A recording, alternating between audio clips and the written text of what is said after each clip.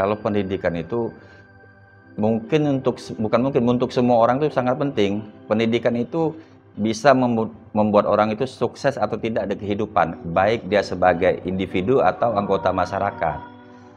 Dia mau bertahan hidup harus dengan pendidikan. Pendidikan itu ilmu. Ilmu itu adalah cahaya.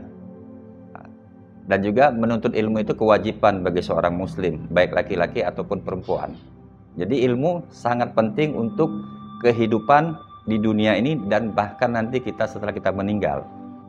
Begitu selesai SMA, saya memang tidak berminat kuliah di seperti minta maaf di hukum atau di ekonomi. Saya kepengen mencari sesuatu yang lain dan menikmatin kuliah tersebut. Jadi saya istikharah, minta petunjuk. Pada saat itu tidak tahu sama sekali yang namanya Tisipol, Chandra di Muka, jurusannya apa. Begitu istikharah mungkin 2-3 kali ada petunjuk supaya ke Tisipol. Lokasinya saya tidak tahu. Jadi minta diantar teman, ditunjukkan ini di Tisipol. Akhirnya mendaftar di situ. Jadi sesuai hasil istikharah. Jadi begitu tahu di Tisipol, saya mendaftar di Tisipol. Pertama diarahkan di jurusan kesejahteraan sosial, Kesos. Begitu keluar, ketemu dengan satu kakak tingkat yang lebih dulu kuliah di situ, ditanya, ngambil apa? Saya bilang tadi saya diarahkan Kesos. Terus yang kakak itu bilang, kenapa nggak ambil komunikasi? Kayaknya kamu lebih cocok di komunikasi. Akhirnya saya masuk lagi, minta pindah komunikasi. Dan ternyata itu memang tepat untuk saya komunikasi. Jadi ini kan kuliahnya itu kita bisa selain kuliah, kita juga praktek. Di situ kan jurnalistik, kita bisa praktek di surat kabar, kita bisa praktek fotografi. Apalagi kalau sekarang Tisipol sudah masya Allah punya TV swasta, punya TV sendiri. Pak Ismail Jalili itu orang yang masya Allah ya, siapapun dia senang membantu dan orang merasa sangat dekat dengan Pak Ismail. Tapi saya punya kedekatan khusus. Pak Ismail ini selain dia rektor, dia wartawan senior, dia juga seniman, ketua Parvi, Persatuan Film Indonesia, dan macam-macam lagi. Seperti ketua, pernah jadi kepala Humas Pemprov Sumsel, DPRD. Jadi waktu itu saya kuliah ini agak tidak rapi. Rambut mulai agak panjang, kancing dibuka, gaya anak 90-an, sepatu diinjak. Pak Ismail pada saat itu lagi bikin sinetron kerjasama Pemprov Sumatera Selatan dan Pemprov Bangka Belitung. Nah, saya lagi praktek fotografi, mata kuliah fotografi. Pak Ismail lihat, ditanya, kamu siapa? Saya pikir, bakal kena marah nih, rambut panjang nggak rapi. Saya Reza, Pak. Mahasiswa sini? Iya, mahasiswa sini. Jurusan komunikasi. Oke, nanti kamu ikut saya main sinetron peran utama. Itu awal Pak Ismail kenal. Saya kaget. Loh, Pak, peran utama Pak, saya belum punya pengalaman ini. Singkatnya di situ awal mulai main. Jadi berapa kali nemui Pak Ismail, Pak, jangan Pak, saya jangan peran utama Pak. Kenapa? Kata Pak Ismail, saya kan mempunyai pengalaman Pak. Ya udah pokoknya kamu bantu saya. Nah dari situ awal mula saya main sinetron di Palembang. Kalau nggak salah itu tahun 94 atau itu sinetron Cek Molek, kerjasama Pemprov Sumsel sama Pemprov Bangka Belitung. Ada setelah Cek Molek itu berlanjut ada sinetron lagi, Nyanyian Malam atau Lara, itu diperlombakan dalam rangka ulang tahun HUT TVRI Palembang. Ada 7 sinetron yang diperlombakan. Saya main di sinetron Lara dan di luar dugaan menang.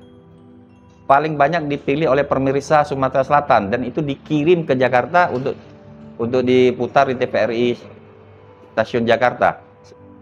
Padahal pemainnya itu yang pemeran utama wanitanya itu baru pertama kali main, sutradaranya juga baru pertama kali menggarap sinetron, penulis naskahnya juga kalau tidak salah itu baru pertama kali, itu bisa menang. Sutradaranya juga bingung kenapa sinetron dia bisa menang, padahal yang lawan-lawannya kita itu pengalaman semua, pemain-pemain lama, pemain-pemain senior. Tuh, kemudian berlanjut lagi ke drama tari 50 tahun Indonesia Merdeka. Terus kita bawa nama Tisipol, bukan sinetron apa, drama Studio Plastik atas nama anak-anak Tisipol. Berlanjut lagi 15 episode lagu Bujang Gadis Palembang, dan terakhir saya main di Palembang sinetron Pisau di Pinggang. Mungkin kurang lebih 20 sinetron lah dalam jangka 2 atau 3 tahun. Enggak, yang diperlombakan cuma sinetron Nyanyian Malam tadi atau Lara. Itu yang menang dikirim ke Jakarta. Sama satu lagi yang drama tari kolosal rame-rame itu. Itu juga disiarkan di Jakarta dalam rangka 50 tahun HUT Indonesia Emas. Ya, sinetron di Jakarta, coba sinetron iklan. Oh ya, seminar bener. Itu seminar Kina Club, jadi wadah pencinta film nasional yang diketuain oleh artis-artis senior, sutradara senior seperti Mas Hairul Umam, yang karya dia yang kita kenal, Ayat dan Cinta, Ali Shahab. Jadi waktu itu saya lagi baca koran di Palembang, bakal ada Munas 2 Kina Club se-Indonesia. Sumatera Selatan cuma dapat 1 perwakilan, dan itu dapatnya di Palembang. Jadi saya sambil baca tuh lihat, waduh, di Palembang siapa nih yang dapat? Ternyata di Tisipol. Nggak lama saya dipanggil oleh Pak Is, "Za, kamu berangkat ke Jakarta, wakilin Palembang, wakil Tisipol, wakil Sumatera Selatan, Munas Kina Club." Saya kaget. "Pak, kenapa saya, Pak? Saya kayaknya belum cocok, Pak." "Pokoknya kamu yang berangkat. Kamu yang berangkat," kata Pak Ismail, "wakilin kita." Padahal adiknya Pak Ismail kepengen dia yang berangkat, tapi Pak Ismail tetap menunjuk kamu yang berangkat, bahkan dibayarin pakai uang pribadinya Pak Is.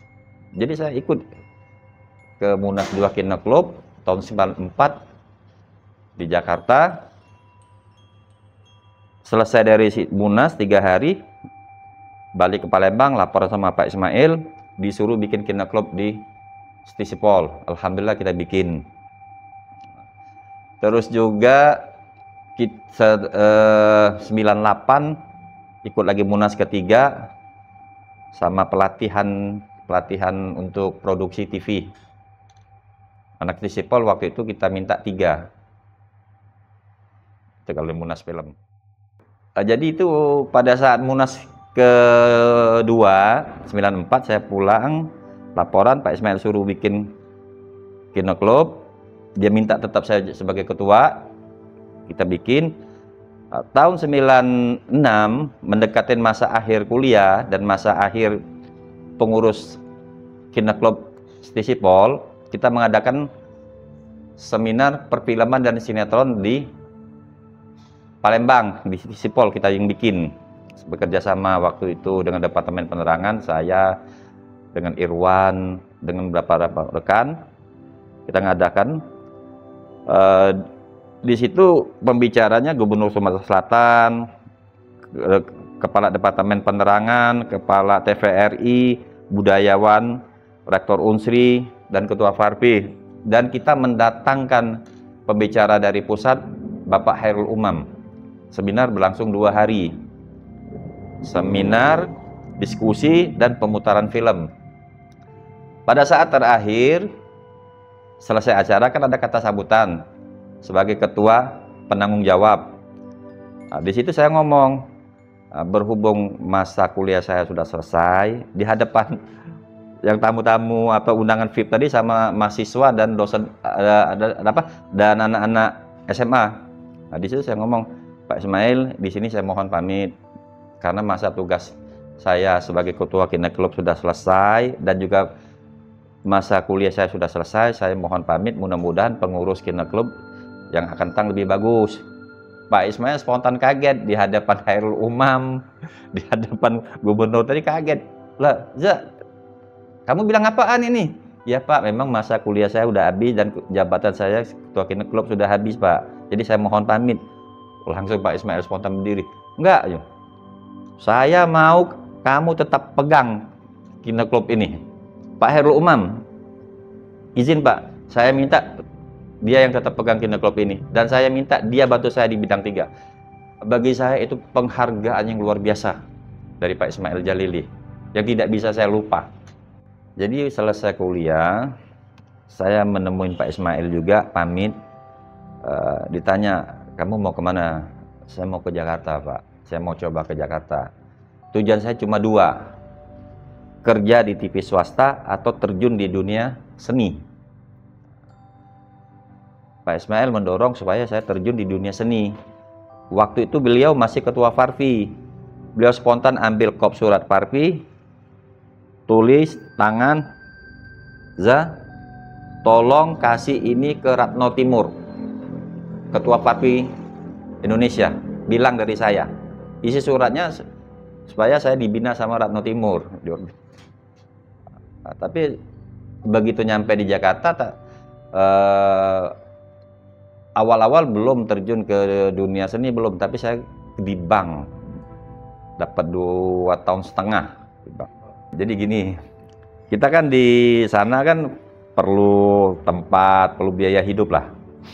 Nah, di bank itu iseng, cuma satu-satunya di bank itu yang saya masukkan lamaran, di Bank Internasional Indonesia. Ternyata dipanggil di kantor pusat, kantor utama. Jadi ya lah, karena butuh biaya, terpaksa di bank dulu, di bank. Tapi hari Minggu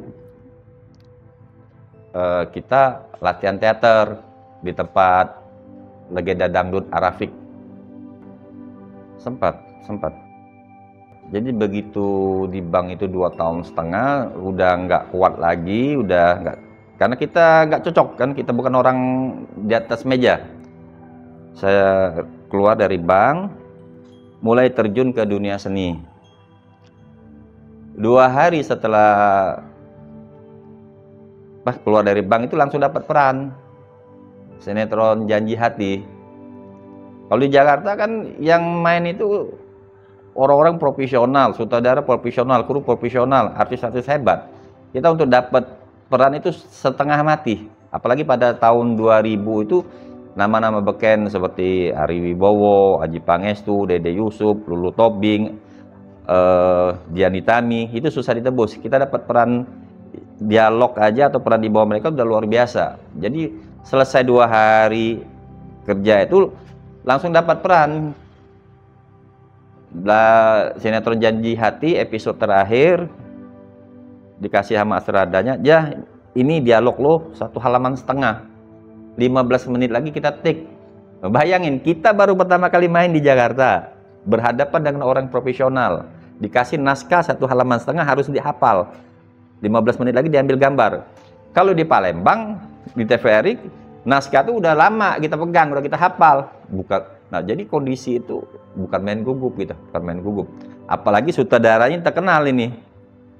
Tapi alhamdulillah berkat kita punya pengalaman di Palembang, kita melakukan syuting dengan sangat bagus sampai sutradaranya teriak good sampai 3 kali. Selesai syuting disalamin sama kru-krunya, bagus Omen, bagus Omen. Itu pengalaman yang berkesan. Jadi terjun di dunia seni Jakarta itu mulai memang benar-benar dari bawah, ikut casting satu casting ke casting yang lain, peran kecil-kecil sampai dapat dialog. Terus saya juga pernah di FTV yang ambisi yang lumayan dapat peran. Terus juga pernah iklan berapa kali, 5 kali. Jadi dalam jangka 2 tahun saya merintis itu, waktu itu jalur udah mulai kebuka. Kita kenal dengan agensi, kita kenal dengan kru-kru, dengan Astrada, dengan sutradara, dengan ini, dan juga kita dibilang bisa main. Kalau ikut casting, bisa untuk film, untuk apa, selalu berhasil, selalu masuk. Nah, jadi dalam jangka 2 tahun itu kehabisan modal, kehabisan duit biaya di Jakarta kan. Nah, pulang dulu lah ke Palembang. Pulang dulu, mau minta duit, nanti mau balik lagi ke Jakarta, menerusin lagi dunia seni ini, karena jalur udah kebuka, sudah ada peluang untuk lebih maju. Tapi sama orang tua dibilang, sudahlah nggak usah pulang ke Jakarta lagi, nggak usah terusin dunia itu, di Palembang aja. Iya, mama bilang udah di Palembang aja, cari cari apa usaha di sini, nikah di sini. Ya, karena kita kepengen menyenangkan orang tua, ya kita turuti. Kita yakin aja, kepercayaan diri. Orang bisa, kita juga insya Allah bisa. Apalagi kita di Sipol, pada zaman kuliah, biasa ikut-ikut seminar, diskusi, sarasehan. Itu biasa dikirim. Dan pada saat itu kita biasa berdebat dengan narasumber. Nah, itu juga salah satu bekal kita untuk percaya diri. Di samping pengalaman di Palembang di dunia seni. Jadi kita yakin insya Allah kita bisa. Karena ilmu tadi. Ya, ilmu tadi selain membuat kita bertahan di kehidupan, juga untuk ukuran kesuksesan tidak kita di masyarakat. Cara kita bergaul, cara kita memimpin keluarga, atau memimpin lingkungan. Sangat relevan kan? Kuliah itu harus. Perkembangannya luar biasa. Dan saya angkat topi dengan perkembangan Sipol sekarang. Kalau dulu kita masih dengan keterbatasan, bahkan kita melakukan apapun, misalnya diutus ke satu acara, melakukan kegiatan di kampus, orangnya nggak banyak itu. Kita mau bikin majalah, mau bikin koran, mau bikin ini, agak terkendala teknologi, bahkan dana. Tapi sekarang luar biasa, ada kayak semacam ini, Adik-Adik TV, ada broadcast segala macam, luar biasa maju. Bahkan iri, kalau bisa pengen kuliah lagi nih. Apa ada lagi S2-nya, maju luar biasa di Sipol. Ya, kalau untuk pribadi, bagi saya kesuksesan itu adalah keberkahan dalam kehidupan. Jadi kita bisa tidak menyusahkan orang, bisa membantu orang, itu sudah satu kesuksesan. Tidak harus dengan harta yang banyak, yang penting berkah dan bisa berguna untuk sesama. Ya, Sipol alhamdulillah sekarang sudah luar biasa bagus, dan juga mahasiswanya sekarang saya lihat luar biasa kreatif, terus pertahankan, malah bahkan harus lebih maju lagi. Yakin dan pasti Sipol akan terdepan dalam dunia pendidikan.